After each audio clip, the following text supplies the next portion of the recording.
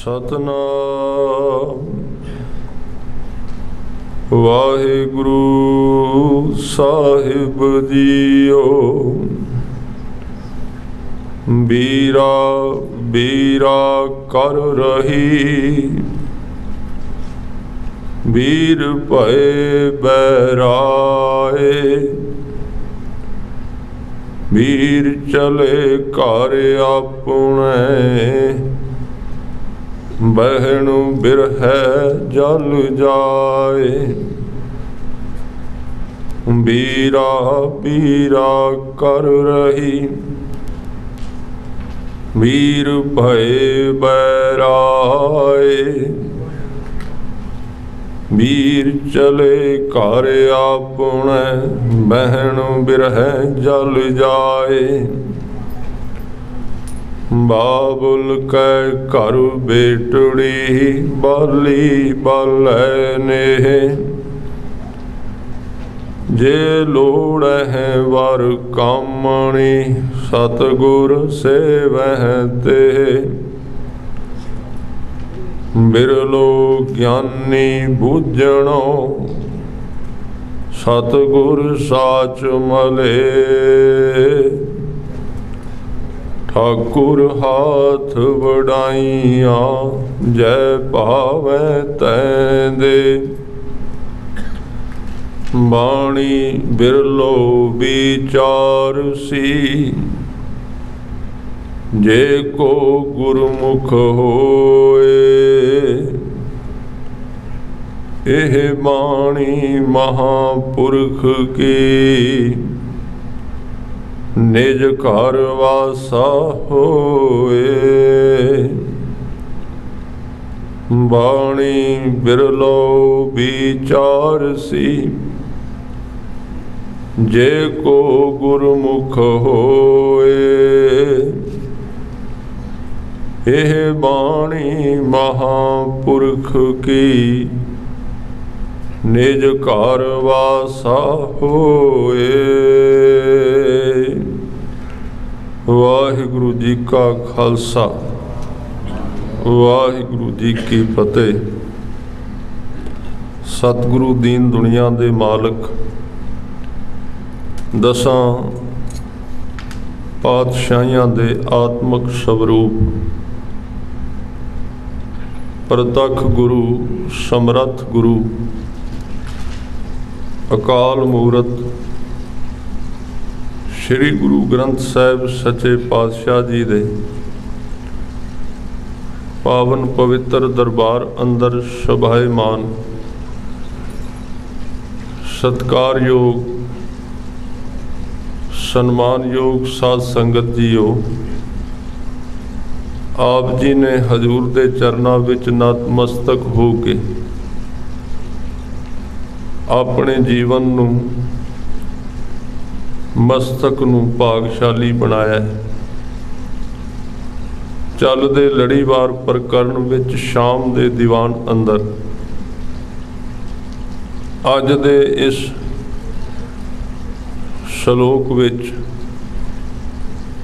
जो कि 52 दखणी ओंकार बाणी विच गुरु नानक साहब जी ने बख्शिशां कीतियां ने। अज दा 40 नंबर श्लोक है। इस विच भाव अर्थ समझने अत जरूरी ने। जिवें कि गुरु साहब ने शब्द वरते ने बीरा बीरा कर रही बीर भय बैराए। बीरा दा अर्थ है वीर भरा। जिवें एक बच्ची अपने घर विच माँ बाप दे घर विच है और उन्हें अपना स्नेह जिथे ओदा जन्म होया जिस थां ते ओदी पैदाइश है कुदरती तौर ते उस बच्ची दा स्नेह प्यार उस घर विच होना कुदरती है। जिथे वो जन्मी ਉੱਥੇ ਉਹ ਬਚਪਨ ਗੁਜ਼ਾਰਿਆ, ਬਾਲਪਣ ਗੁਜ਼ਾਰਿਆ, ਮਾਂ ਬਾਪ ਦਾ ਮੋਹ ਵੇਖਿਆ, ਉਸ ਘਰ-ਬਾਰ ਵਿੱਚ ਕੰਮ ਕਰਦੀ ਰਹੀ। ਉੱਥੇ ਉਹਦੇ ਚਾਚੇ ਤਾਏ ਇਤਿਆਦਿਕ ਪਰਿਵਾਰ ਦੇ ਮੈਂਬਰ ਨੇ, ਤੇ ਕੁਦਰਤੀ ਤੌਰ ਤੇ ਉੱਥੇ ਉਹਦਾ ਮੋਹ ਉਸ ਸਾਰੇ ਢਾਂਚੇ ਨਾਲ ਬਣਦਾ ਹੈ। ਪਰ ਕੁਦਰਤੀ ਤੌਰ ਤੇ ਸੰਸਾਰ ਦੀ ਬਣਤਰ ਇਸ ਪ੍ਰਕਾਰ ਦੀ ਕਿ ਇੱਕ ਦਿਨ ਉਸ ਨੂੰ ਇਸ ਸੰਸਾਰੀ ਨਿਯਮ ਦੇ ਅਨੁਸਾਰ ਉਸ ਘਰ ਨੂੰ ਛੱਡ ਕੇ ਜਵਾਨੀ ਦੇ ਦਿਨਾਂ ਵਿੱਚ ਜਦੋਂ ਉਹਦਾ ਆਨੰਦ ਕਾਰਜ ਹੁੰਦਾ ਹੈ, ਉਹ ਘਰ ਉਹਨੂੰ ਤਿਆਗਣਾ ਪੈਂਦਾ ਹੈ ਤੇ ਸਹੁਰੇ ਘਰ ਵਿੱਚ ਜਾਣਾ ਪੈਂਦਾ ਹੈ। ਇਹ ਦ੍ਰਿਸ਼ਟਾਂਤ ਅੱਜ ਦੇ ਸ਼ਬਦ ਵਿੱਚ ਦਿੱਤਾ ਗਿਆ ਹੈ। ਫਿਰ ਜਦੋਂ ਉਸ ਘਰ ਨੂੰ ਛੱਡਦੀ ਤਾਂ ਉਸ ਵੇਲੇ ਕੁਦਰਤੀ ਤੌਰ ਤੇ ਉਹਦਾ ਇੱਕ ਜੀਵਨ ਵਿੱਚ ਝਟਕਾ ਲੱਗਦਾ ਹੈ। ਪਿਛਲਾ ਸਾਰਾ ਕੁਝ ਟੁੱਟਦਾ ਹੈ। ਇੱਕ ਵਾਰੀ ਇੱਕ ਪ੍ਰਕਾਰ ਦੀ ਕਹਿ ਲਈਏ ਤੇ ਮਾਂ-ਬਾਪ ਦੇ ਘਰੋਂ ਪੇਕੇ ਘਰ ਦੇ ਵਿੱਚੋਂ ਮੌਤ ਵਾਂਗ ਉਹਦੀ ਜ਼ਿੰਦਗੀ ਵਿੱਚ ਵਾਪਰਦਾ ਹੈ। ਉਹਨੇ ਕਿਸੇ ਅਗਲੇ ਘਰ ਵਿੱਚ ਸੰਬੰਧ ਬਣਾਉਣਾ ਹੈ। ਉਹਦਾ ਘਰ ਵਿਹੜਾ ਅਗਲਾ ਹੈ, ਚੁੱਲ੍ਹ ਚੌਂਕਾ ਅੱਗੇ ਹੈ, ਸਾਰੇ ਨਾਤੇ ਸਾਰੇ ਰਿਸ਼ਤੇ ਉਹਨੇ ਨਵੇਂ ਚੁਣਨੇ ਨੇ, ਤੇ ਜਿਹੜੇ ਘਰ ਵਿੱਚ ਜਾ ਕੇ ਰਹਿਣਾ ਉਹ ਸਾਰੀ ਥਾਂ ਅਣਜਾਣ ਹੈ। ਉੱਥੋਂ ਬਾਰੇ ਪਤਾ ਨਹੀਂ, ਉੱਥੋਂ ਦਾ ਕਾਇਦੇ ਕਾਨੂੰਨ ਕੀ ਹੈ, ਨਿਯਮ ਕੀ ਹੈ, ਤੇ ਜਿਹੜੇ ਲੋਕਾਂ ਵਿੱਚ ਜਾਣਾ ਉਹਨਾਂ ਦਾ ਸੁਭਾਅ ਕਿਵੇਂ ਦਾ ਹੋਵੇਗਾ। ਇਹ ਘੜੀ ਉਹਦੇ ਵਾਸਤੇ ਇੱਕ ਪੱਖ ਵਿੱਚ ਦੁਖਦਾਈ, ਤੇ ਸਤਿਗੁਰੂ ਨੇ ਇੱਥੇ ਸਿਰਫ ਉਹ ਦ੍ਰਿਸ਼ਟਾਂਤ ਵਰਤਿਆ। ਕਹਿੰਦੇ ਬਿਲਕੁਲ ਇਸੇ ਤਰ੍ਹਾਂ ਉਹ ਤੇ ਇੱਕ ਇਸਤਰੀ ਇੱਕ ਬੱਚੀ ਦਾ ਜੀਵਨ, ਇਸੇ ਤਰ੍ਹਾਂ ਹਰ ਇੱਕ ਜੀਵ, ਹਰ ਇੱਕ ਮਨੁੱਖ ਜਿਹੜਾ ਇਸ ਧਰਤੀ ਤੇ ਜਨਮਿਆ, ਭਾਵੇਂ ਉਹ ਮਨੁੱਖ ਹੈ ਭਾਵੇਂ ਇਸਤਰੀ, ਆ ਜਿਹੜਾ ਕਾਇਨਾਤ ਜਿੱਥੇ ਅਸੀਂ ਰਹਿ ਰਹੇ ਹਾਂ, ਜਿਹੜਾ ਸਾਡਾ ਘਰ-ਬਾਰ ਹੈ, ਕਾਰੋਬਾਰ ਜਿੱਥੇ ਅਸੀਂ ਵਿਚਰਦੇ ਪਏ ਹਾਂ, ਇਹ ਇਉਂ ਜਾਣੋ ਜਿਵੇਂ ਸਾਡਾ ਪੇਕੇ ਘਰ ਹੈ, ਤੇ ਇੱਥੇ ਆਉਣ ਕਰਕੇ ਕੁਦਰਤੀ ਤੌਰ ਤੇ ਸਾਡੀ ਪਕੜ ਹੈ, ਸਾਡਾ ਮੋਹ ਹੈ। ਪਰ ਹਰ ਇੱਕ ਮਨੁੱਖ ਨੇ ਆਪਣੇ ਮਿੱਥੇ ਸਮੇਂ ਦੇ ਅਨੁਸਾਰ ਇਸ ਧਰਤੀ ਨੂੰ ਛੱਡ ਕੇ, ਇਸ ਪੇਕੇ ਘਰ ਨੂੰ ਛੱਡ ਕੇ, ਤਿਆਗ ਕੇ ਉਸ ਪਰਮਾਤਮਾ ਦੇ ਘਰ ਵਿੱਚ, ਸਹੁਰੇ ਘਰ ਵਿੱਚ ਜਾਣਾ ਹੈ। ਤੇ ਜਦੋਂ ਉੱਥੇ ਜਾਣਾ ਪੈਂਦਾ, ਉੱਥੋਂ ਦਾ ਰਹਿਣ ਸਹਿਣ ਇੱਥੋਂ ਨਾਲੋਂ ਬਹੁਤ ਵੱਖਰਾ ਹੈ। ਉੱਥੋਂ ਦੇ ਰਿਸ਼ਤੇ ਨਾਤੇ ਇੱਥੇ ਨਾਲੋਂ ਵੱਖਰੇ ਨੇ, ਤੇ ਇੱਥੇ ਸੰਸਾਰਿਕ ਸਹੁਰੇ ਘਰ ਦਾ ਤੇ ਫਿਰ ਵੀ ਕੋਈ ਨਾ ਕੋਈ ਖਬਰ ਮਿਲ ਜਾਏਗੀ, ਕੁਝ ਨਾ ਕੁਝ ਪਤਾ ਲੱਗ ਜਾਏਗਾ ਤੇ ਬੰਦਾ ਵਾਪਸ ਵੀ ਆ ਸਕਦਾ ਹੈ। ਪਰ ਜਿਹੜਾ ਪਰਲੋਕ ਸਹੁਰੇ ਘਰ ਦੇ ਵਿੱਚ ਹੈ, ਉਸ ਥਾਂ ਦੀ ਜਾਣਕਾਰੀ ਇਸ ਜੀਵ ਨੂੰ ਬਿਲਕੁਲ ਨਹੀਂ ਹੈ। ਗੁਰੂ ਸਾਹਿਬ ਨੇ ਇਸ ਸੰਬੰਧ ਵਿੱਚ ਬਾਣੀ ਵਿੱਚ ਸ਼ਬਦ ਵਰਤੇ ਨੇ, ਔਰ ਇਹ ਸ਼ਬਦ ਤਾਂ ਵਰਤੇ ਗਏ ਨੇ ਕਿ ਮਨੁੱਖ ਦਾ ਜੀਵਨ, ਧਰਮੀ ਮਨੁੱਖ ਦਾ ਜੀਵਨ ਇਸ ਚੀਜ਼ ਤੇ ਡਿਪੈਂਡ ਤੇ ਨਿਰਭਰ ਹੈ, ਉਹਨੇ ਇੱਕ ਦੁਨੀਆ ਨੂੰ ਛੱਡਣਾ ਤੇ ਦੂਸਰੀ ਦੁਨੀਆ ਵਿੱਚ ਪ੍ਰਵੇਸ਼ ਕਰਨਾ ਹੈ। ਜੇ ਧਰਮ ਦੇ ਛੋਟੇ ਅੱਖਰਾਂ ਵਿੱਚ, ਛੋਟੇ ਲਫ਼ਜ਼ਾਂ ਵਿੱਚ ਅਰਥ ਕਰਨੇ ਹੋਣ ਤੇ ਕੀ ਨੇ? ਕਈ ਵਾਰੀ ਕੁਝ ਗੁਰਮੁਖ ਕਹਿੰਦੇ ਨੇ ਸੰਪੂਰਨ ਅਰਥ ਕੀ ਨੇ ਧਰਮ ਦੇ, ਛੋਟੇ ਲਫ਼ਜ਼ਾਂ ਵਿੱਚ ਦੱਸੋ। ਤੇ ਜੋ ਕੁਝ ਮੇਰੇ ਸਮਝ ਵਿੱਚ ਆਉਂਦਾ ਹੈ, ਜੇ ਛੋਟਾ ਸੰਖੇਪ ਕਹਿਣਾ ਹੋਵੇ, ਬਈ ਗੁਰੂ ਗ੍ਰੰਥ ਸਾਹਿਬ ਜੀ ਦੀ ਬਾਣੀ 1430 ਅੰਗ, ਅਨੇਕ ਹੀ ਵਿਚਾਰ ਆਉਂਦੇ ਨੇ। ਜੇ ਉਹਨਾਂ ਦਾ ਛੋਟੇ ਹਰਫਾਂ ਦੇ ਵਿੱਚ ਕੋਈ ਸ਼ਬਦ ਕਹਿਣੇ ਹੋਣ ਤੇ ਉਹ ਸ਼ਬਦ ਇਹ ਬਣਨਗੇ ਕਿ ਮਨੁੱਖ ਨੇ ਇੱਕ ਦੁਨੀਆ ਨੂੰ ਛੱਡਣਾ ਹੈ ਤੇ ਦੂਜੀ ਦੁਨੀਆ ਵਿੱਚ ਪ੍ਰਵੇਸ਼ ਕਰਨਾ ਹੈ। ਸਰੀਰ ਦੀ ਇੱਥੇ ਮੌਤ ਨਹੀਂ, ਸਰੀਰ ਤੇ ਉਹ ਹੀ ਰਹਿਣਾ, ਅੰਦਰ ਦੁਨੀਆ ਬਦਲੇਗੀ ਜ਼ਰੂਰ। ਅਸੀਂ ਅੱਜ ਜਿੱਥੇ ਜੀ ਰਹੇ ਹਾਂ, ਜਿਸ ਤਲ ਤੇ, ਜਿਸ ਅਵਸਥਾ ਵਿੱਚ ਇੱਥੋਂ ਛੁੱਟਣਾ ਪਏਗਾ, ਔਰ ਗੁਰੂ ਕਾ ਸ਼ਬਦ ਇਹ ਛਡਾਉਂਦਾ ਸਾਡੇ ਤੋਂ। ਗੁਰਬਾਣੀ ਵਿੱਚ ਇਹਨੂੰ ਵੈਰਾਗ ਕਿਹਾ ਹੈ, ਵੈਰਾਗ। ਤਿਆਗ ਸ਼ਬਦ ਵੀ ਵਰਤਿਆ ਤੇ ਵੈਰਾਗ ਵੀ। ਇਹ ਸਭ ਕੁਝ ਛੁੱਟੇਗਾ, ਹੱਥਾਂ ਵਿੱਚੋਂ ਨਿਕਲੇਗਾ। ਇਸ ਕਰਕੇ ਧਰਮ ਦਾ ਦੂਸਰਾ ਨਾਮ ਦਿੱਤਾ ਗਿਆ ਮੌਤ। ਮੌਤ ਦਾ ਵੀ ਇਹ ਅਰਥ ਹੈ, ਇੱਕ ਦੇਹ ਛੁੱਟਦੀ ਏ, ਇੱਕ ਦੁਨੀਆ ਛੁੱਟਦੀ ਏ ਤੇ ਅਗਲੇ ਵਿੱਚ ਪ੍ਰਵੇਸ਼ ਕਰਦਾ ਹੈ ਮਨੁੱਖ। ਤੇ ਧਰਮ ਦਾ ਵੀ ਇਹ ਅਰਥ ਹੈ, ਸਰੀਰ ਤੇ ਬਚਿਆ ਰਹਿੰਦਾ ਹੈ, ਅੰਦਰਲਾ ਪੁਰਾਣਾ ਸਾਰਾ ਹੀ ਮਰਦਾ ਹੈ ਤੇ ਅੰਦਰੋਂ ਇੱਕ ਨਵਾਂ ਜੀਵਨ ਸ਼ੁਰੂ ਹੁੰਦਾ ਹੈ, ਨਵੀਨਤਾ ਆਉਂਦੀ ਹੈ। ਗੁਰਬਾਣੀ ਵਿੱਚ ਇਹਨੂੰ ਵੈਰਾਗ ਕਿਹਾ ਗਿਆ। ਤੇ ਆਪਾਂ ਜਿਹੜਾ ਨਾਮ ਜਪਣੇ ਆ, ਬਾਣੀ ਪੜ੍ਹਨੇ ਆ, ਸਿਮਰਨੇ, ਕੀ ਕਰੇਗਾ? ਜੇ ਸਹੀ ਧੁਰੇ ਤੇ ਨੇ ਚੋਟ ਮਾਰੀ ਨਾ, ਖਿਆਲ ਰੱਖਣਾ।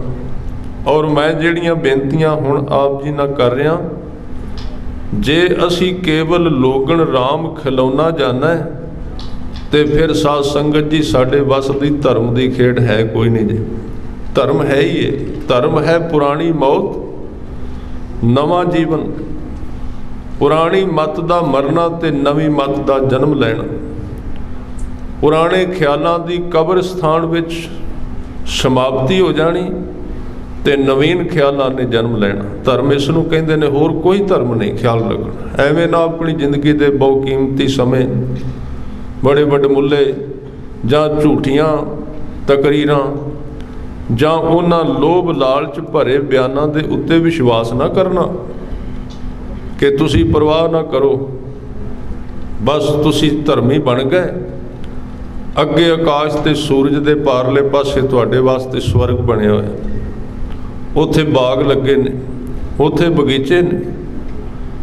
ਗੁਰੂ ਗ੍ਰੰਥ ਸਾਹਿਬ ਕਹਿੰਦੇ ਨੇ ਵੀ ਆ ਸਿੱਖਾ, ਤੇਰੇ ਮਨ ਨਾਲ ਮੈਂ ਉਧਾਰ ਨਹੀਂ ਕਰਨਾ, ਮੈਂ ਤੇਰੇ ਨਾਲ ਉਧਾਰ ਤੈਨੂੰ ਦੇਣਾ ਨਹੀਂ ਤੇ ਤੇਰੇ ਤੋਂ ਉਧਾਰ ਲੈਣਾ। ਅੱਜ ਦੇ ਤੇ ਅੱਜ ਹੀ ਲੈ। ਇਹ ਕਾਹਦਾ ਧਰਮ ਜਿਹੜਾ ਮਰਨ ਤੋਂ ਬਾਅਦ ਦੀ ਗੱਲ ਕਰਦਾ? ਧਰਮ ਤੇ ਉਹ ਜਿਹੜਾ ਅੱਖ ਦੇ ਸਾਹਮਣੇ ਵਾਪਰ ਜਾਏ, ਮਨੁੱਖ ਦੇ ਸਾਹਮਣੇ। ਪਰ ਜਦੋਂ ਅਸੀਂ ਕਿਸੇ ਚੀਜ਼ ਵਾਸਤੇ ਤਿਆਰ ਨਹੀਂ ਹੁੰਦੇ, ਉਦੋਂ ਫਿਰ ਇਹ ਸਾਰੀਆਂ ਕਹਾਣੀਆਂ ਧਰਮ ਦੇ ਵਿੱਚ ਘਸੋੜ ਦਿੱਤੀਆਂ ਜਾਂਦੀਆਂ ਨੇ, ਸਵਰਗ ਦੀਆਂ, ਇੱਧਰ ਉੱਧਰ ਦੀਆਂ ਇਕੱਠੀਆਂ ਕਰਕੇ ਬਣਾ ਕੇ। ਸਤਿਗੁਰੂ ਨੇ ਪਰਲੋਕ ਨੂੰ ਜ਼ਰੂਰ ਮੰਨਿਆ, ਮੈਂ ਵਿੱਚ ਬੇਨਤੀ ਕਰਦੇ, ਪਰਲੋਕ ਹੈ, ਕੋਈ ਸ਼ੱਕ ਨਹੀਂ। ਇਹਾਂ ਖਾੜ ਚਲੋ ਹਰ ਲਾਹਾ, ਆਗੇ ਬਸਨ ਸੁਹੇਲਾ। ਪਰ ਗੁਰੂ ਸਾਹਿਬ ਕਹਿੰਦੇ ਵੀ ਆਹ ਜਿਹੜੀ ਤੇਰੀ 40, 50, 100 ਸਾਲ ਦੀ ਜ਼ਿੰਦਗੀ, ਇਹਦੇ ਵਿੱਚ ਕੁਝ ਕਰਕੇ ਵਿਖਾ, ਬਦਲ ਦੇ ਇਸ ਜ਼ਿੰਦਗੀ ਨੂੰ, ਕ੍ਰਾਂਤੀ ਲੈ ਕੇ ਆ, ਪਲਟ ਦੇ ਇਸ ਨੂੰ। ਮਾਨਸ ਤੋਂ ਦੇਵਤੇ ਹੋਣਾ ਤੂੰ, ਇਹਦੇ ਵਿੱਚ ਕੱਚ ਤੋਂ ਕੰਚਨ ਬਣਨਾ, ਇਹਦੇ ਵਿੱਚ ਜ਼ਹਿਰ ਤੋਂ ਅੰਮ੍ਰਿਤ ਬਣਨਾ ਤੂੰ, ਇਹਦੇ ਵਿੱਚ ਮਿੱਟੀ ਤੋਂ ਸੋਨਾ ਬਣਨਾ। ਤੂੰ ਆਉਣ ਵਾਲੇ ਸਮੇਂ ਤੇ ਡਿਪੈਂਡ ਨਾ ਰਹੀ, ਅੱਜ ਹੀ ਸ਼ੁਰੂ ਕਰ ਦੇ, ਹੁਣੇ ਬਣਾ, ਇਸੇ ਵਕਤ। ਇਸ ਕਰਕੇ ਗੁਰੂ ਨਾਨਕ ਦਾ ਧਰਮ ਉਧਾਰ ਨਹੀਂ ਹੈ। ਗੁਰੂ ਨਾਨਕ ਦਾ ਧਰਮ ਮਰੀਆਂ ਹੋਈਆਂ ਧਾਰਨਾਵਾਂ ਦੇ ਉੱਤੇ ਡਿਪੈਂਡ ਨਹੀਂ, ਖੜਾ ਨਹੀਂ ਹੋਇਆ।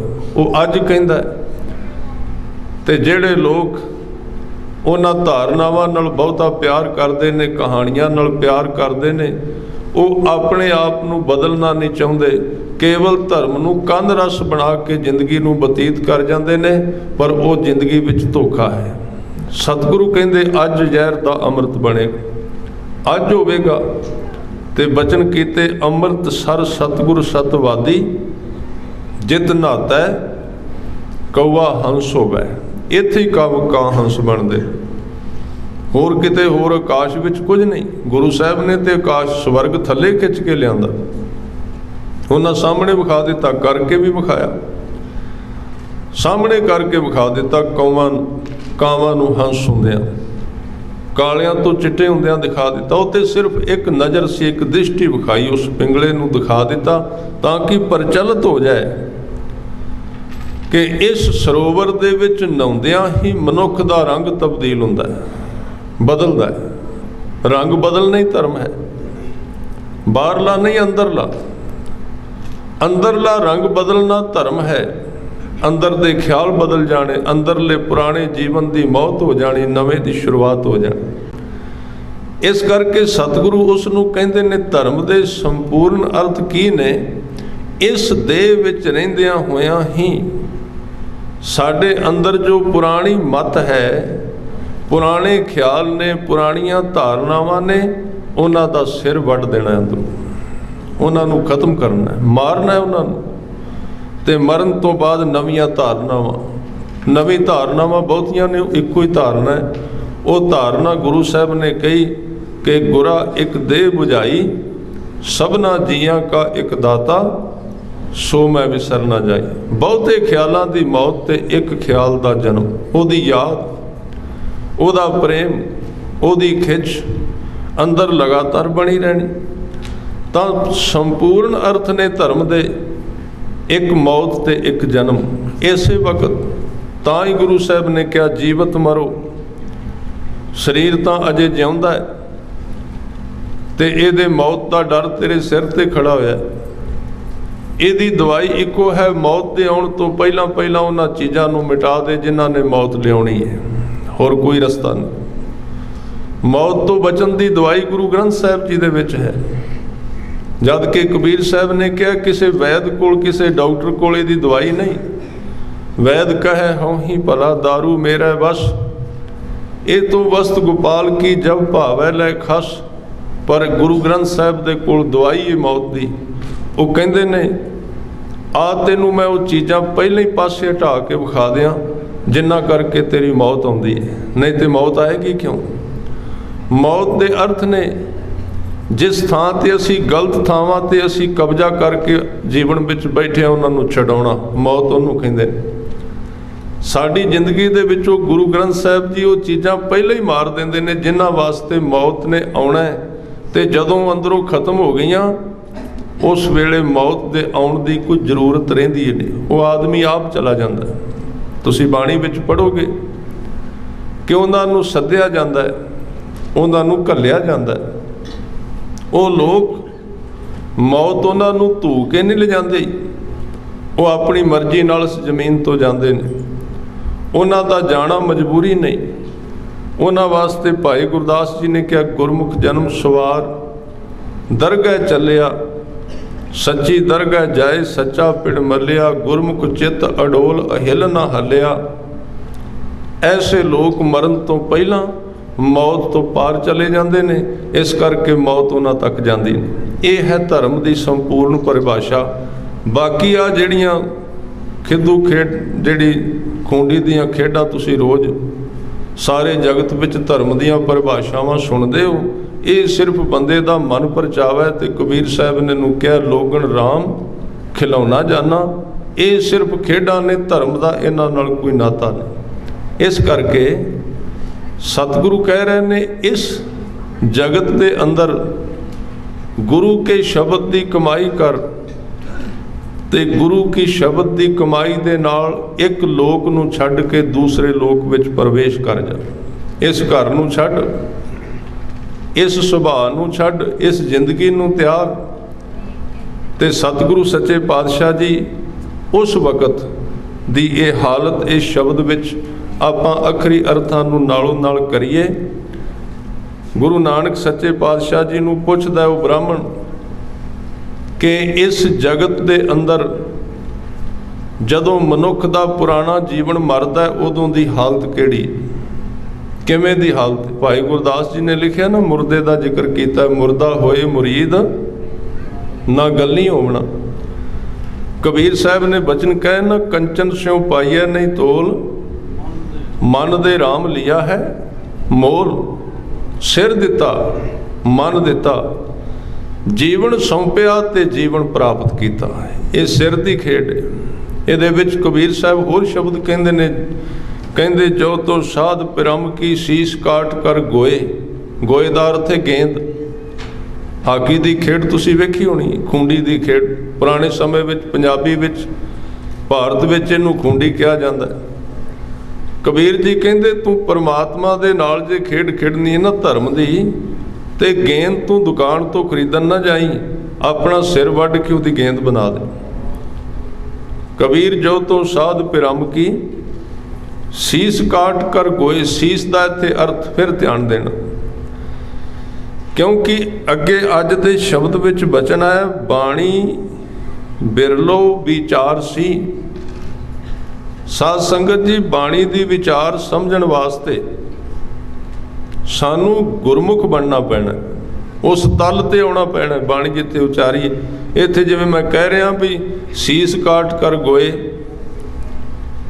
ਇਹਦੇ अर्थ ये नहीं भी आ शीस कटना है, ख्याल रखना।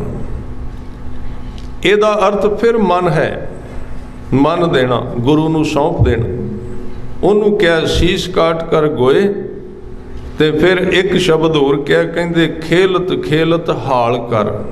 हाल शब्द ਜਿਹੜਾ ਨਾ, ਜਿਹੜੇ ਪੁਰਾਣੇ सूफी फकीर सन, ਉਹ ਜਦੋਂ परमात्मा ਦੀ याद ਵਿੱਚ बहुत ही तेजी ਵਿੱਚ ਗਾਉਂਦੇ ਸਨ, ਉਹਨੂੰ ਕਹਿੰਦੇ ਸਨ ਹਾਲ ਕਰਨਾ। तेजी ਵਿੱਚ बेखुद हो जाना, पता ही ना रहना आले दुआले कोई है भी कि नहीं, इन्नी तेजी ਵਿੱਚ गाउना। शरीर ਦਾ आपे ही भुल जाना। कबीर साहब कहते भी खेड तू रब दे प्रेम की खेडना, पर खिडारी तो अजे तू भी नहीं वेख्या जिहड़ा संसार की खूंडी खेडदा। तुसीं वेख्या आ हॉकी खेडते ने खिडारी, ਲੱਖਾਂ ਲੋਕਾਂ ਉਹਨਾਂ ਲੋਕ ਵਹਿੰਦੇ ਨੇ, ਉਹਨਾਂ ਨੂੰ ਲੱਖਾਂ ਅੱਖਾਂ ਵਹਿੰਦੀਆਂ, ਉੱਤੇ ਕੈਮਰੇ ਲੱਗੇ ਨੇ, टीवी ਤੇ पता नहीं कित्थे कित्थे जा रहे। सारे लोग उन्हां वल्लों वਹਿੰਦੇ, पर वो नहीं किसी वल्लों वਹਿੰਦੇ। ये क्यों उदाहरण देती है? सारे लोग, ਲੱਖਾਂ लोग उन्होंने वेख रहे हैं, पर वो किसी वल्लों नहीं वਹਿੰਦੇ। वो किधरों वਹਿੰਦੇ ने? उन्हां दा केंद्र बिंदु बॉल है, गेंद ਉਹਦੇ ਉੱਤੇ ਟਿਕਿਆ ਹੋਇਆ। वो अपना ध्यान छड्ड के नहीं जाणगे किते, क्योंकि उन्होंने पता ध्यान निकलिया नहीं तो हार हुई नहीं। ਜਿਹੜਾ आदमी कबीर साहब कहते भी खेड ते तू धर्म की खेडदा पिया, ਤੇ ਪੁੱਛਦਾ ਲੋਕਾਂ ਨੂੰ ਫਿਰਨਾ ਵੀ ਮੈਨੂੰ ਫਲਾਣਾ ਨਾ ਵੇਖ ਲੈ ਜੀ, ਫਲਾਣਾ ਨਾ ਕਹਿ ਜਾ, ਤੇਰੇ ਨਾਲੋਂ ਤੇ ਉਹ ਸੰਸਾਰੀ ਖਿਡਾਰੀ ਚੰਗਾ ਹੈ। ਜਿੱਧਰ ਗੇਂਦ ਵੱਲ ਜਾਂਦਾ ਧਿਆਨ ਉਹਦਾ ਗੇਂਦ ਵਿੱਚ, ਉਹ ਲੋਕਾਂ ਵੱਲ ਨਹੀਂ ਵਹਿੰਦਾ, ਹਾਲਾਂਕਿ ਲੱਖਾਂ ਲੋਕ ਉਹਨੂੰ ਵੇਖ ਰਹੇ। ਆਪਾਂ ਹੁਣ ਧਰਮ ਕਮਾਉਣਾ ਹੁੰਦਾ ਹੈ, 100 ਸਲਾਹਾਂ ਕਰੀਦੀਆਂ ਨੇ, ਫਲਾਣਾ ਕੀ ਕਹੇਗਾ, ਉਹ ਕੀ ਕਹੇਗਾ ਜੀ, ਅਜੇ ਤੇ ਉਮਰ ਨਹੀਂ ਹੋਈ, ਅਜੇ ਤੇ ਫਲਾਣਾ ਨਹੀਂ, ਸ਼ੀਸ਼ੇ ਅੱਗੇ ਖਲੋ ਕੇ ਵੇਖ ਲਈਏ। 100 ਤੇ ਬੰਦਾ ਸਲਾਹਾਂ ਕਰਦਾ, ਧਰਮ ਦਾ ਇਹਦੇ ਨਾਲ ਨਾਤਾ ਕੀ ਹੈ? धर्म है एक कुर्बानी, धर्म है जीवन का जुआ खेड देना। इस करके कहते खेलत खेलत हाल कर। उस खिडारी वाल वेख जिहड़ा कूंडी खेडदा, हाकी खेडदा है, ਉਹਦੇ सिर तो लैके पैर के अंगूठे तक पसीना चोई जाता है, पूरा जोर लाउंदा है ना, पूरी ताकत, अद्धा अद्धा नहीं, बेहोश जिहा नहीं हो, वो विचों विचों टुटा नहीं। हुण नाम तो आपां भी जपने आ, कदी नाल दे नूं वेख ले जपदा कि नहीं, मैं भी थोड़ा जिहा बोलां, जे नाल दा कुछ है तो मैं भी करना, किते मेरे वल्लों वਹਿੰਦਾ तो नहीं पिया कोई। ते कबीर साहब कहंदे ਉਹਦੇ ਵੱਲੋਂ ਵੇਖ, ਉਹਦੀਆਂ ਪੈਰਾਂ ਦੇ ਉੱਤੇ ਹਾਕੀਆਂ ਵੱਜ ਵੱਜ ਕੇ ਤੇ ਬੌਲ ਵੱਜ ਵੱਜ ਕੇ, ਸੱਟਾਂ ਵੱਜ ਵੱਜ ਕੇ, ਪਰ ਉਹਨੂੰ ਦਰਦ ਦਾ ਪਤਾ ਹੀ ਕੋਈ ਨਹੀਂ ਲੱਗਦਾ ਕਿਤੇ ਹੈ ਵੀ ਕਿ ਨਹੀਂ। ਇਸ ਲਈ ਉਦਾਹਰਨ ਦਿੱਤੀ, ਖੇਲਤ ਖੇਲਤ ਹਾਲ ਕਰ, ਜੋ ਕੁਛ ਹੋਏ सो होए। की होवेगा? होण बारे, सिट्टा कड्ढण बारे सोची ना, क्योंकि ये मार्ग इत्थे तां अजे संसारक रस्ता सी, संसारक नदी सी, ते उत्थे पता भी लग गया उन्होंने सोहणी नूं भी ये घड़ा कच्चा है, पता लग गया सी उस जिस दिन वो डुब के मरी। संसारक प्रेम सी। ਉਹਨੇ ਜਦੋਂ ਉਸ ਘੜੇ ਨੂੰ ਚੁੱਕਿਆ ਜਿਹਦੇ ਉੱਤੇ ਰੋਜ਼ ਤਰ ਕੇ ਚਨਾ ਤੋਂ ਪਾਰ ਜਾਂਦੀ ਸੀ, ਉਹਨੇ ਘੜਾ ਖੜਕਾ ਕੇ ਵੇਖਿਆ ਨਾ, ਜਦੋਂ ਉਂਗਲ ਮਾਰੀ ਉੱਤੇ, ਪਤਾ ਲੱਗ ਗਿਆ ਵੀ ਘੜਾ ਹੈ ਕੱਚਾ ਹੈ, ਪੱਕਾ ਨਹੀਂ, ਖੜਕਿਆ ਨਹੀਂ ਉਹ। ਪਰ ਉਹਨੇ ਕਿਹਾ ਵੀ ਜੇ ਅੱਜ ਕੱਚਾ ਘੜਾ ਵੇਖ ਕੇ ਵਾਪਸ ਮੁੜ ਗਈ ਤੇ ਇਸ ਪ੍ਰੇਮ ਨੂੰ ਕਲੰਕ ਲੱਗ ਜਾਏਗਾ, ਮੌਤ ਆਉਂਦੀ ਹੈ ਤੇ ਆ ਜਾਏ, ਅੱਜ ਪਿੱਛੇ ਨਹੀਂ ਮੁੜਨਾ। ਡੁੱਬ ਕੇ ਮਰ ਗਈ ਉਹਦੇ ਵਿੱਚ। ਇਹ ਕੱਚਾ ਸੰਸਾਰ ਦਾ ਪ੍ਰੇਮ ਹੈ। ਤੇ ਸਤਿਗੁਰੂ ਕਹਿੰਦੇ ਤੇਰੇ ਤੇ ਘੜੇ ਵੀ ਬੜੇ ਕੱਚੇ ਨੇ, ਤੂੰ ਫਿਰ ਉਹਨਾਂ ਨੂੰ ਖੜਕਾਈ ਜਾਂਦਾ ਵੀ ਕਿਤੇ ਡੁੱਬ ਨਾ ਜਾਵਾਂਗੇ। ਇਹ ਹੈ ਉਹ ਰਸਤਾ, ਇਹ ਚਨਾਹ ਉਸ ਤੋਂ ਕਿਤੇ ਵੱਡੀ ਹੈ, ਕਿਤੇ ਪਾਰ ਦੀ ਹੈ। ਇਸ ਕਰਕੇ ਸਤਿਗੁਰੂ ਇੱਥੇ ਕਹਿ ਰਹੇ ਨੇ, ਕਬੀਰ ਜੀ ਕਹਿੰਦੇ ਨੇ, ਜੋ ਕੁਛ ਹੋਏ ਸੋ ਹੋਏ, ਹੋਣ ਦਾ ਖਿਆਲ ਨਾ ਕਰੀ, ਇਸ ਰਾਹ ਤੇ ਤੁਰ। ਪਰ ਇੱਥੇ ਕਬੀਰ ਸਤਿਗੁਰੂ ਸੱਚੇ ਪਾਤਸ਼ਾਹ ਜੀ ਉਸ ਬ੍ਰਾਹਮਣ ਨਾਲ ਗੱਲ ਪੈ ਕਰਦੇ ਨੇ, बीरा बीरा कर रही ਵੀਰ ਭੈ ਬਹਿਰਾਏ। ध्यान देना, शब्द बहुत महंगे ने। बाणी हुण आप जी अखंड पाठ भी कराउंदे हो, आप भी करते हैं गुरमुख सहज पाठ। तो अज कल इन्ने साधन ने, बाणी नूं जे थोड़ा जिहा समझ लिया जाए तो सहज पाठ होर आनंददायक, होर आनंद आएगा। हुण ये बाणी बड़ी महंगी, आपां जल्दी जल्दी पढ़ के निकल जाने। गुरु नानक साहब उस ब्राह्मण नूं कहंदे कि जिदन किसी मनुख का मन मरन लगता है ना गुरु के शब्द नाल, एक बारी मन रोएगा तो अपने पुराने भरावां नूं याद करेगा, पुरानियां आदतां नूं ते बीरा बीरा कर रही उन्हां नूं याद करेगा। किधर जांदे हो, छड्डना सौखा है? जिहड़ियां आदतां नाल चंबड़ चुकीआं ने पुरानियां। तुसीं वेखना आदमी दा मनोविग्यान है, अपने शरीर नूं मले कितों थोड़ी जी मैल लत जाए ना, उहनूं नहीं छड्डदा किन्ना चिर मली आउंदा है। नाल लगी हुई चीज़ का स्नेह इन्ना। आदमी अपने नहुं लाउंदा, कई बारी नहुं नहीं छड्डदा, 15-15 मिनट उहनूं मली जांदा है। शरीर का अंग है उहदे दा। ते जिहड़ियां अंदरलियां आदतां ने जदों गुरु का शब्द अंदर नूं मारदा है ते विचों वो भजदियां ने, ते मनुख दीआं अखां विचों पानी वहिंदा। वो बराग कोई नहीं हुंदा, आपां कह दिंदे बराग हुंदा, बराग नहीं हुंदा। अंदरों मौत हुंदी है बंदे दी, मरदा है, नाम उहनूं मारदा विचों, पुरानियां आदतां तोड़दा है। उदों फिर वो पुराना मन बीरा बीरा कर रही, वीर भै बहराए, पर नाम उन्हां नूं वढ के पुराने सुभावां नूं आदतां नूं वखरियां कर दिंदा। वीर भै बहराए दा अर्थ विरोधी हो गया, अपने ही जीवन दे नाल विरोध हो गया, अपने अवगुणां दे नाल हुण बनदी नहीं। वीर भै बहराए। सतगुरु अगे बचन कहंदे, वीर चले घर अपने, बहन बिरह जल जाए। ये अधोगति का जीवन है। धर्म के जीवन दे विच, धर्म के मार्ग ते तुरिया ना, एक वक्त ऐसा हुंदा है उत्थे ना बंदा धर्मी हुंदा ते ना संसारी हुंदा, विच खड़ा है। एक ऐसी थां है साडे जीवन विच, उहनूं पार करना बड़ा कठिन है। पिछला थोड़ा जिहा छड्ड लैंदे आ, ज्ञान पढ़ के सुन के, गुरु की गल सुन के, अगले नाल थोड़ा जिहा नाता छुटदा है। पुराना छड्डण नूं जी नहीं करदा ते अगले वल भी बंदा दौड़दा। उहनूं कहंदे अधोगति। गुरु तेग बहादुर साहब ने अपनी बाणी विच इहनूं अधमाई कहा है। न छूटी अधमाई, मन दा अध विच खलो जाना, फैसला नहीं लै सकदा। उधर गुरु दा प्यार भी जागदा है, उधरों धर्म का मार्ग भी चंगा लगता है, पर पिछे जगत विच कीते हुए कारजां दा अभ्यास पिछे नूं खिंचदा है। उस राह दे उत्ते जाके सतगुरु कहंदे फिर गुरु दे दिते हुए झटके की लोड़ है, बंदा एक पासे तुरे। वीर चले घर अपने, वो पुरानियां आदतां मन दे पुराने सुभाਅ ते अपने घर नूं चले गए, भाव उन्हां दी मौत होण लग पई। बहन, बहन दा अर्थ है पर ये जीव रूपी भैन बिरह जल जाए, उत्थे ये सड़ जाती है। ना तो उन्होंने छड्डण नूं जी करदा पुराने सुभावां नूं, ते ना गुरु नूं छड्ड सकदी, विचकार खड़ी। इस करके कहंदे बाबुल कै घर बेटड़ी, बाली बालै नहीं। इहदा कारण इक्को सी भी अज्ञान रूपी पिता दे घर विच रह के इनू हुण वो घर छड्डण नूं चित नहीं करदा, संसार त्यागण नूं जी नहीं करदा। ते बाबुल दे अर्थ ने पिता, पिता दे अर्थ ने अज्ञान। अज्ञान रूपी पिता दे विचों ये जिहड़ी मैली मत दा जन्म होया सी ना, वो अपने पिता अज्ञान दे घर नूं छड्डना नहीं चाहुंदी, क्योंकि बाली बालै ने उहदा स्नेह जिहड़ा ना प्यार संसार दे पदार्थां दे नाल बझा होया। सतगुरु फिर उत्थे उपदेश देंदे ने, जे लोड़ै वर कामणी सतगुर सेवै तेह।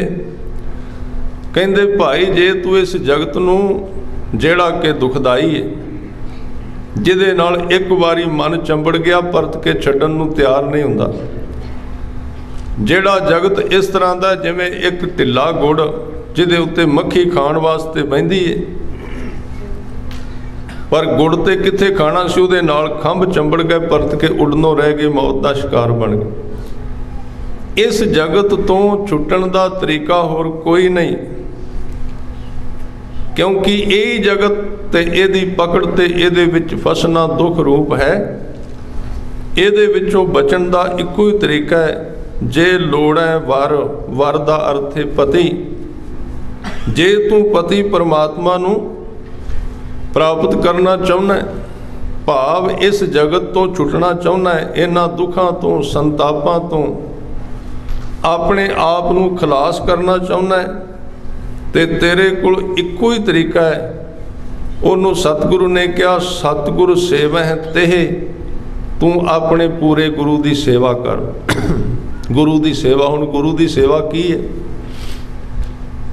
कुछ ऐसिया चीज़ां ने जिन्हां बारे वखरे वखरे साडे विचार ने। गुरु की सेवा किसनूं कहंदे ने? गुरु की सेवा के की अर्थ ने? क्योंकि सेवा दे बहुत सारे रूप बाणी दे विच लिखे हुए ने। एक तां ते शब्द आउंदा है, अनेक भांत कर सेवा करिए। अनेक भांत, अनेक भांत का मतलब अनेक प्रकार। नहीं तो सेवा तो वेखो कई तरह की सेवा है, लंगर की सेवा, माया की सेवा, होर कई प्रकार की सेवा है। इत्थे अनेक भांत, अनेक भांत का मतलब कई तरह। उन्हां विचों एक सेवा है संत की सेवा, नाम ध्याइए। गुरु की सेवा का एक हिस्सा है नाम का ध्यान करना, नाम जपना। जिवें इत्थे आप ध्यान करते हो जां जपते हो, इक्को चीज़ दे वखरे वखरे नाम ने, ये उहदा ध्यान करना, ये भी एक सेवा है। और ये सब तो वड्डी सेवा है। ख्याल रखना, हत्थां नाल 8 घंटे सेवा करनी ते सिमरन 8 मिनट करना, ये बराबर है। ख्याल रखना, 8 मिनट सिमरन करना, सिमरन पूरी तरह करना।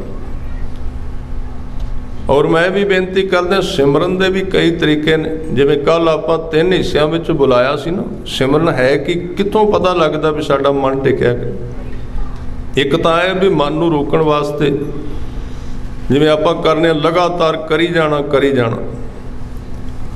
पर तुसीं कदी वेखना, कल आपां थोड़ा जिहा चिर बोलिया सी भी 3 हिस्सों में, एक पासे सिंह फिर बीबियां, ते जदों विच गैप पैंदा है ना, थोड़ा जिहा असीं चुप करने आ, एकदम मन भजदा है। उत्थे वेखना भी किन्ना कुछ टिकिया।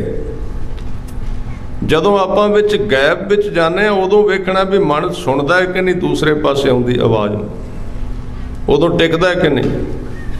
ये तो लगातार है ना। किसी नूं एक जिवें कोई बहुत वड्डा पुराना चोर होवे, ते पुराने चोर नूं मनाउण वास्ते ना, फिर जदों उहनूं मनाउणा हुंदा ते फिर लगातार पता चलदा ते लगातार तां मनदा ये वो है चीज़। नहीं तो मनदा नहीं, पूरी तरह चोट ना वजे। पर जदों थोड़ा जिहा मनन लगे ना, उदों थोड़ा जिहा घट करके उन्होंने पुछ भी लेना चाहिए भी तू कित्थे कित्थे चोरी की है। जे मने होए नूं फिर मारी जाए तो उन्होंने वक्त नहीं मिलता दसन। ये एक अगे जाके बख्शिश है। जिवें किसी ने कहा भी गुरु नानक देव पातशाह जी जदों 13-13 कहंदे सी ना, दुकान ते बैठ के सच्चा सौदा जदों उन्होंने कीता 13-13 करी जान। वो कहते भी सतगुरु जदों 13 कहते सन विच रुक जाते सन। एक बारी 13 कहते ते रुक जाते विच। किसे पूछया जी विच बंद क्यों करते हो, लगातार कहो। ते हजूर ने कहा भी जदों मैं एक बारी 13 कहना तो मेरा वाहगुरू अगों मैनू कहंदा नानक तू मेरा, फिर मैं उन्होंने कहना तेरा, फिर अगों आवाज़ आउंदी है तू मेरा। इनू कहते दुवली संबंध, दोवां पासों नाता। जदों असीं उन्होंने आवाज़ देनी है उदों अगों सुननी भी है भी वो भी कह रहा कि नहीं, उहदी आवाज़ भी है कि नहीं। इस तरह उहदा नाम उच्चारण करना ये बड़ी वड्डी सेवा है।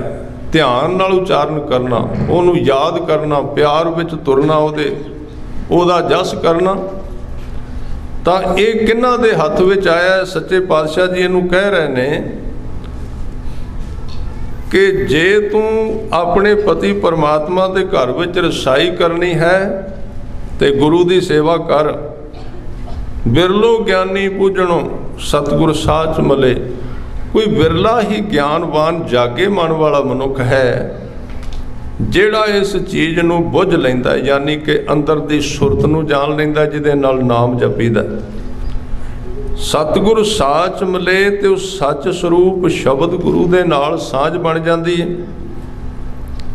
फिर हजूर कहंदे ठाकुर हाथ वडाइयां जय भावै तै दे।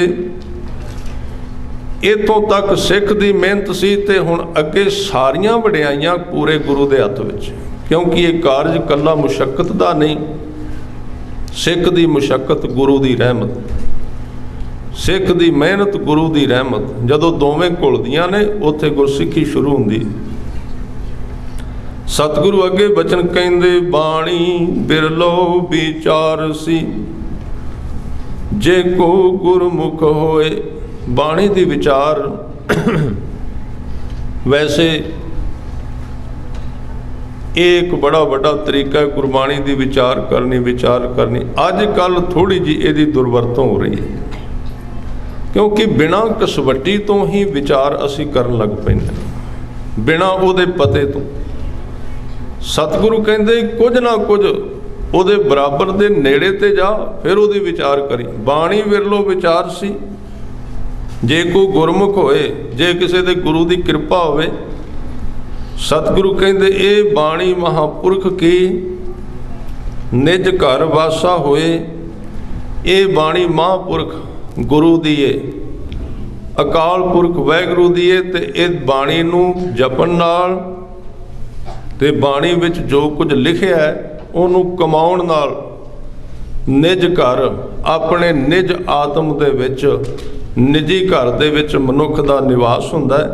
इस श्लोक विच गुरु साहब ये बख्शिशां कर रहे ने। आओ हुण रहिंदा समा आपां गुरु शब्द नाल सांझ पाउणी और सारिਆਂ ने कृपा करनी, जिवें आपां कल उचारिया सी नाम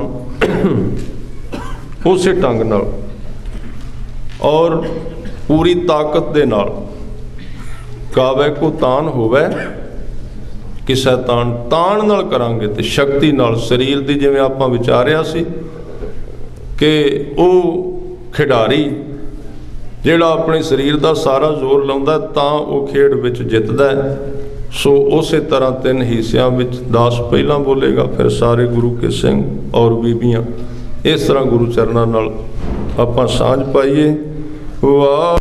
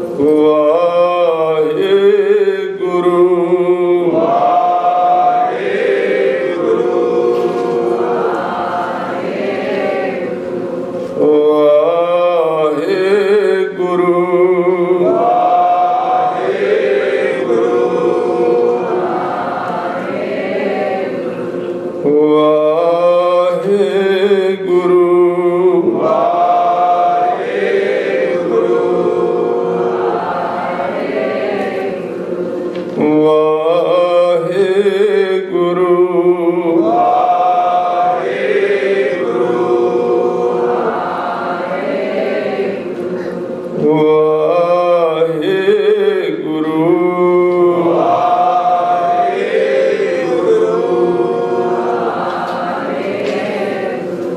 ਵਾਹਿਗੁਰੂ